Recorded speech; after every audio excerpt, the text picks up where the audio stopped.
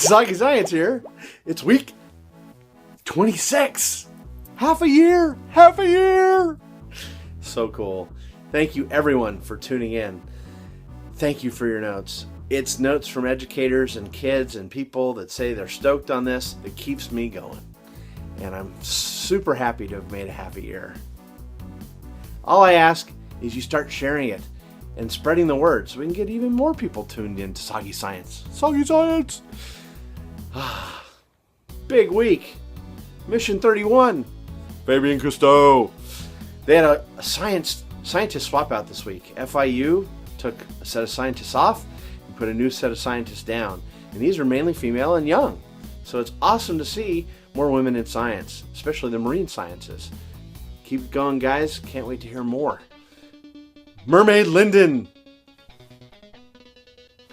She did her Kickstarter this week. Donate, and if you don't donate, please spread the word. Mermaid Minute needs to get out there for season 2. So tune in, share it like crazy, and if you feel so inclined, please donate to the cause. It's a really great effort, and I want to see a season 2. I'm a fan. Mermaid Minute, season 2. Fish eating spiders. Fish eaters. Turns out, all over the world, there's a whole bunch of families of spiders that eat fish. I swear, that's crazy. But Martin Nefeller of the University of Basel in Switzerland and Bradley Pouzet of the University of Western Australia published on that this week.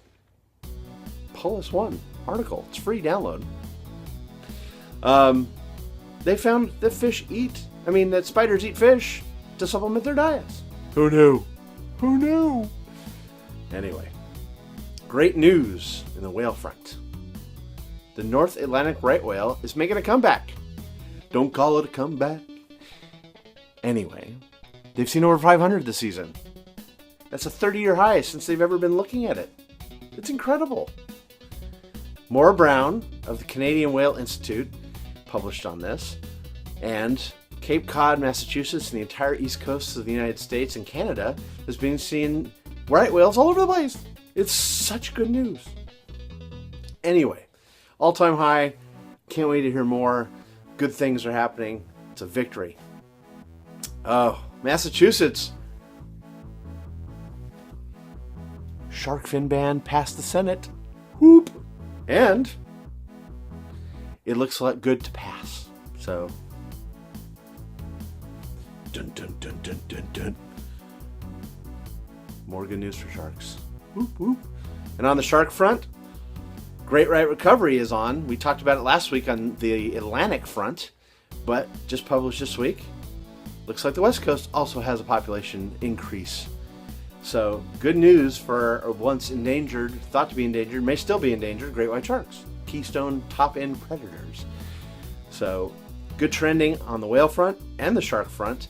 And George Burgess of Florida Museum of Natural History out of the University of Florida published on both of those. He was kind of with that. Good friends of Soggy Science, Chris Lowe at Long Beach State and Dr. Scommel out of Massachusetts have been working on this front too. So it's exciting news, and I can't wait to hear more. I can't wait to see confirmation of it as well. So we'll see how it goes. But this could be a huge victory for a lot of big species. It's such a good news week. Not so good news. Alfonso Amores died in a cave diving accident in the Philippines. He was a trainer and was diving a cave in the Enchanted River area of the Philippines in Hinatuan, Philippines. And it's a siphon tunnel, so the water flows in. And that can be a little more dangerous. It was apparently for a TV shoot, but we don't really know what happened yet. I feel badly for his family and his friends. It's always a risk in cave diving. But hopefully we can learn from it. And please be trained and dive safely. No matter how accomplished you are as a cave diver, there's always a risk. So remember that complacency can kill you. I'm not suggesting that happened with him, but it's always a good reminder to stay sharpening your training and your basic foundational skills. Good luck to the family. and they did get him out, so there's no risk to the rescuers there. Good news in the freediving front. Georgina Miller of the UK, very good friend of Soggy Science, just broke her own record in static. She did 6 minutes and 27 seconds. Whoop, whoop, whoop, whoop. She did that in Crete, around the Mediterranean Cup. I believe that's the 7th annual Mediterranean Cup, held by Soggy Science friend Stavros. So good luck, guys. Congratulations. I'm glad everything went well. There's some really good deep dives out that way too.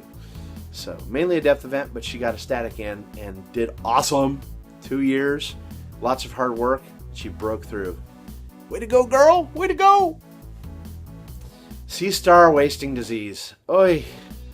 More bad news out of the Puget Sound, but good news on the science front.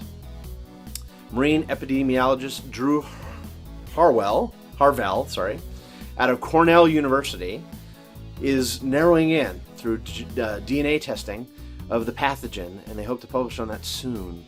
So hopefully we'll have some insights. The big die-offs happened, but not in this kind of level, around the last 2 El Niños in the early 80s and in the late 90s. This could be foreshadowing the El Nino that we've predicted, or NOAA has predicted. They say upwards of an 80% chance of El Nino striking in fall. If this is any indicator, along with the fish showing up in San Diego, we seem to be overdue, or we're definitely on our way. So good news, but still not so good news that it's continuing at such a rapid pace, and we don't totally understand it yet, but it looks like we're narrowing in on a pathogen. So hopefully we'll find out more soon. If you see them, go to the websites and report them. It's a serious deal, because sea stars are keystone species. They keep the mussels in check, and they're really kind of central to the subtidal intertidal boundary and controlling some things. They are truly a necessary species. So let's get out there and help them. Microbeads. Surprising, amazing story. Amazing. Illinois banned them, as we know, because we're finding tons and tons of them in the Great Lakes. It turned out that industry didn't fight it. They're on board. Probably mainly because they have an alternative ingredient that's natural and biodegradable. So it's not such a shift. It's more of a simple cost question. But it is a good sign of corporate and environmental cooperation. Even better news this week, there's federal legislation being introduced. So hopefully we can control the microbead issue. And it's bad. It's because things eat it. It looks like little teeny fish eggs and stuff.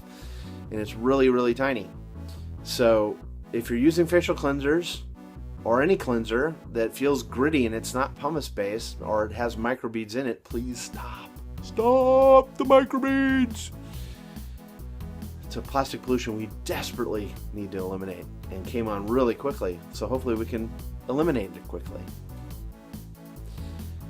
On another front, Philippe Cousteau is going to host a Fox STEM show, a show about science, technology, engineering, and math. It's very cool. It's going to be on Saturday mornings, and it's called Exploration Awesome Planet. Exploration Awesome Planet! It's one of 4 shows in a 2-hour block that's going to be called Exploration Station. So I look forward to seeing that. So Cousteau's are in the news a lot this week. Good on you guys! Way to go. Awesome stuff. Can't wait to see it this fall. Tune in on Fox. And President Obama this week. Big news on strengthening marine protections and counterfeit and illegal fishing and a whole bunch of other stuff, including looking more into ocean acidification.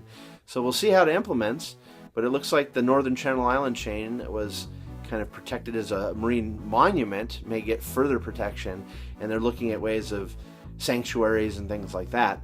But hey, the president's paying attention to the ocean. The ocean! So its importance is being put forward. He may use executive orders, but hopefully we can get some consensus on this. And it's good news anyway. It means we're paying attention to the lungs of the earth, because most of the air we breathe and the oxygen we get is from plankton.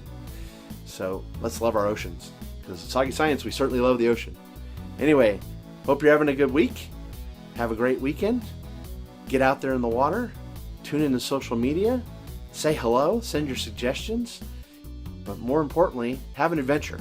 Get out in your own backyard, get in the water, and get soggy.